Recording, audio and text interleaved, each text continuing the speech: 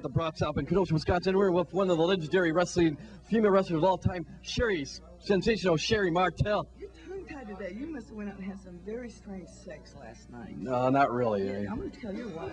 Well, I'm not married. Well, that's good too.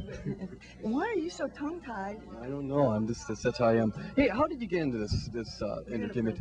You're really going to print that? Yeah, I am. Yeah, you really are. I'm crazy.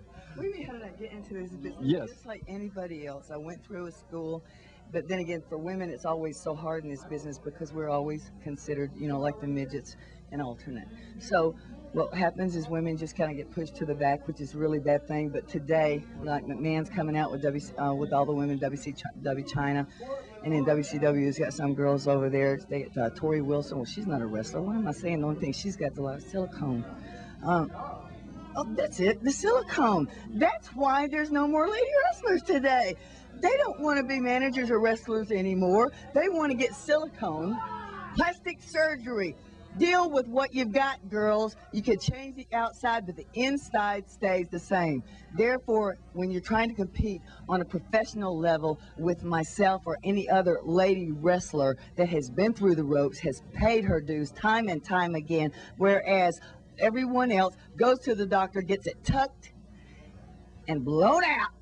And God knows what else they're implanting in there. I mean, I could tell you about somebody that had some implants somewhere else, but I think I'll skip that. Bottom line is, I got in this business to be a lady wrestler. I did not get in this business to be somebody's little flunky going out there getting coffee for the boys. That's not my job here. My job here is to deliver violence, and whatever level that I choose to escalate that on. And another thing, speaking of the other lady wrestlers and everything, like China or Asia, and you know, they're all show and not sport. Like when you were wrestling, I remember you just came in, you beat some butt, and you came in and went out of the ring. I mean, that's what I liked about you. With all due respect to China and Asia, I mean, I was in the ring a long time before those guys came in. I mean, everybody's wearing thongs and stuff now. I was wearing that a long time ago. But the wrestling business, like everything else, as it changes, so do the people within it have to change. Otherwise, nobody's going to be interested. That's why everybody's wants to get in on wrestling right now, because it's such a hot commodity. Everybody makes good money. There's good entertainment, with the exception of a few things. However, we won't go into that. But I just think wrestling for women in this century and it's went to another level. Like I said, there's a lot of silicone, all that kind of stuff, you know, which I think is harmful to the body. Then I don't know.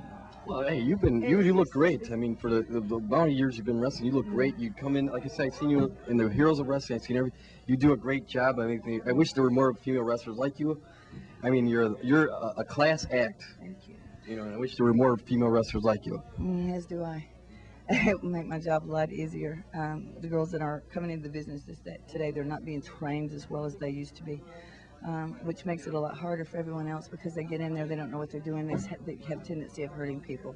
When it comes to my body, if I can't trust the person I'm working with in there, or even if I don't trust them, you know, I'm not in this business to hurt and end somebody's career. That is not, and never has been, my point of being in this business. I wrestle. I come and I do what I do best, and that's all I can do. And do you have any comments for anybody trying to get into this entertainment? Go to school, get your education, and have a job to fall back on, because if you're a woman in this business, your chances are slim and none. And what do you see in the future for female wrestling? That's still to be determined. I mean, I can't predict what that's going to happen. I would have never been able to predict what's happening today. It's, you know, it's your guess as good as mine. Well, thank you very much. Okay. And back to you.